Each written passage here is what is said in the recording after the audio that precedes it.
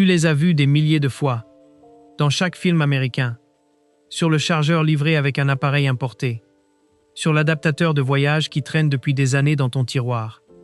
2 broches plates en métal, et tout près des pointes, 2 petits trous ronds, parfaitement identiques. Mais maintenant, va jusqu'à la prise la plus proche de chez toi et retire n'importe quelle fiche, ta fiche française. Regarde-la attentivement. Des broches rondes, lisses, pas le moindre trou. Et c'est exactement là que commence une question que presque personne ne se pose jamais. Pourquoi la moitié du monde perce des trous dans les broches de ses fiches et l'autre moitié, nous les Français y compris, ne le fait délibérément pas? La plupart des gens supposeraient que ces trous ont quelque chose à voir avec le courant, ou qu'ils permettent d'économiser de la matière, ou que ce sont simplement des traces de fabrication sans vraie fonction. Aucune de ces réponses n'est correcte. C'est complètement faux, et pas de peu. Ces trous ont été créés dans un but très précis, pour un mécanisme de verrouillage caché qui faisait clic, comme si tu fermais la fiche avec une clé. Ce mécanisme n'existe plus depuis des décennies. Il a totalement disparu. Et pourtant, les trous sont restés. Pourquoi? Parce qu'ils ont trouvé une fonction entièrement nouvelle, même 2. L'une d'elles sauve des vies aujourd'hui dans des usines. Et c'est précisément celle-là que ta fiche française, aussi moderne qu'elle paraisse, ne peut tout simplement pas remplir. Pour comprendre ça, il faut remonter au début, à une époque où quelque chose d'aussi banal que brancher un appareil pouvait très mal se terminer. Au début du XXe siècle, les maisons n'avaient pas de prise dans les murs. Elles n'existaient tout simplement pas. Toute l'installation électrique d'un appartement n'était prévue que pour une seule chose, l'éclairage. Donc si tu voulais utiliser un appareil électrique, un fer à repasser, un grille-pain, un ventilateur, tu devais dévisser l'ampoule de son support au plafond et brancher directement le câble de ton appareil dans la douille, sous tension. Laisse ça reposer un instant. Pour faire griller du pain chez toi, tu plongeais littéralement la main dans une douille qui était encore sous tension. C'était inconfortable, c'était dangereux, et c'était la seule option disponible.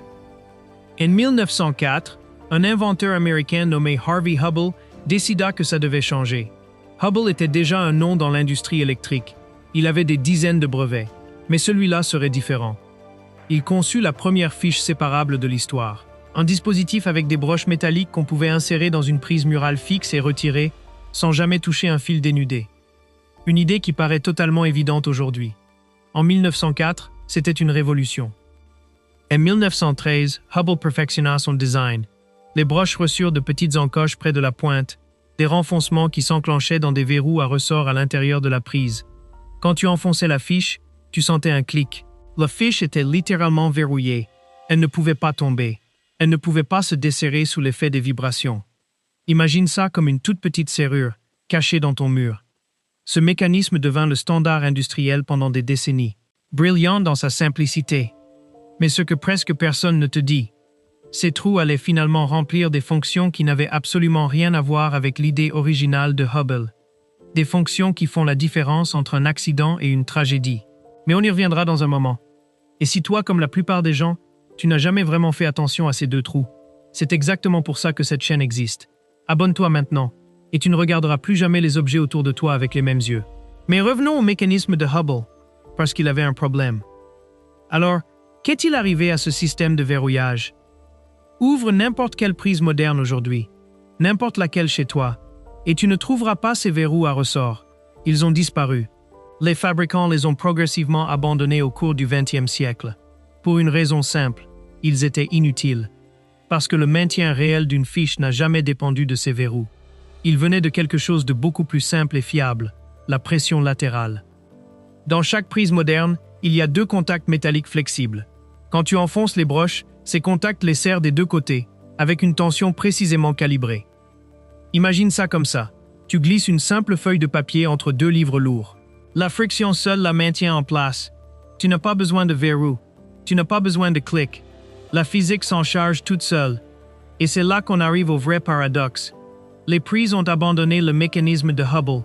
Les trous dans les broches auraient dû disparaître avec lui. Mais non, ils ont survécu. Parce qu'ils ont trouvé un tout nouveau rôle. Un rôle qui intervient bien avant que la fiche n'arrive chez toi. Quand une usine fabrique un câble électrique, les broches métalliques doivent remplir une condition. Elles doivent rester parfaitement parallèles, parfaitement alignées, totalement immobiles, pendant que le plastique qui forme le corps de la fiche est injecté autour d'elle à haute température. Et voilà la partie délicate. Si les broches bougent ne serait-ce que d'1 millimètre pendant ce processus, la fiche est défectueuse. Elle peut surchauffer. Elle peut créer un arc électrique. Elle peut provoquer un incendie. La solution est d'une élégance saisissante. Une fine tige métallique est glissée à travers les 2 trous et maintient les broches parfaitement rigides à leur place, pendant que le plastique fondu coule autour d'elles. C'est comme un moule dans le moule. Les trous que Hubble avait conçus pour une serrure mécanique sont devenus, plus d'1 siècle plus tard, un outil de précision qui garantit que la fiche que tu utilises chaque jour n'est pas un danger dans ta prise. Mais ce n'est que le premier des 2 nouveaux rôles. Le deuxième peut sauver une vie, au sens littéral.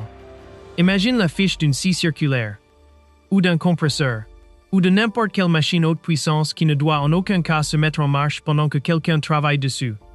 Il existe des situations où brancher accidentellement une telle machine n'est pas juste une frayeur. C'est une main sectionnée, ou un décès. Pour exactement ces cas, il existe une procédure que l'industrie appelle le lockout-tagout.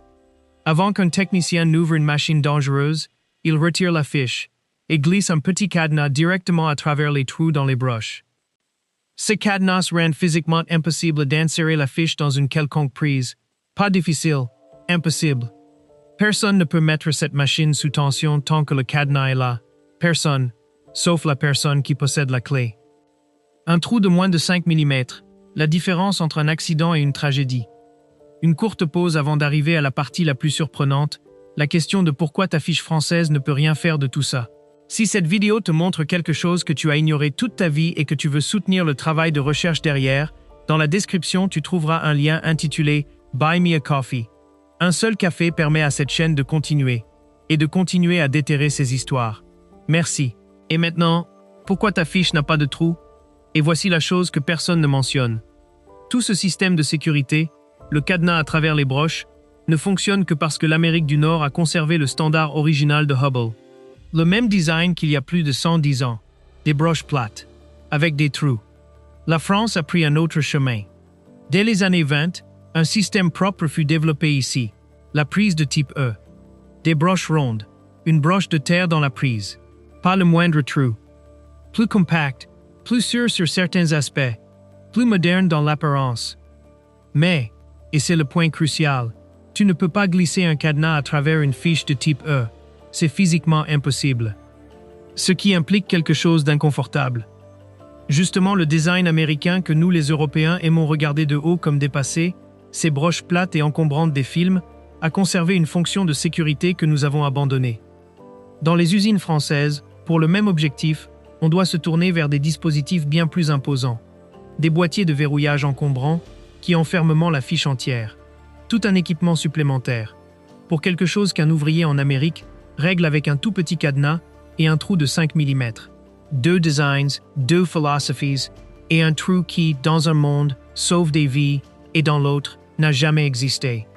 Ce n'est pas un hasard, c'est une décision que quelqu'un a prise il y a 100 ans, sans imaginer ce qu'elle signifierait un jour. Et ça nous ramène à cette fiche dans ta main. La prochaine fois que tu verras ces 2 petits trous dans un film, sur un appareil importé ou sur un adaptateur de voyage, ils ne seront plus invisibles. Ils sont la trace d'un système de verrouillage éteint depuis des décennies. Ils sont l'outil qui maintient les broches dans une usine que tu n'entreras jamais. Et quelque part dans un atelier, en ce moment même, un cadenas est glissé dans exactement ces trous et empêche quelqu'un de faire une erreur qu'on ne peut jamais réparer. Tout ça, concentré dans 2 trous que tu n'as jamais vraiment regardés. Les objets du quotidien ne sont presque jamais ce qu'ils semblent être. Ils ont des couches, ils ont une histoire, ils portent en eux des décisions que quelqu'un a prises il y a un siècle et qui résolvent encore des problèmes aujourd'hui. Et parfois, la fonction la plus fascinante d'une chose est précisément celle qui manque chez toi, sur ton mur, délibérément. Et si tu veux continuer à découvrir ce qui se cache vraiment derrière les objets que tu utilises chaque jour sans jamais les questionner, alors abonne-toi à cette chaîne. C'est exactement pour ça qu'elle existe.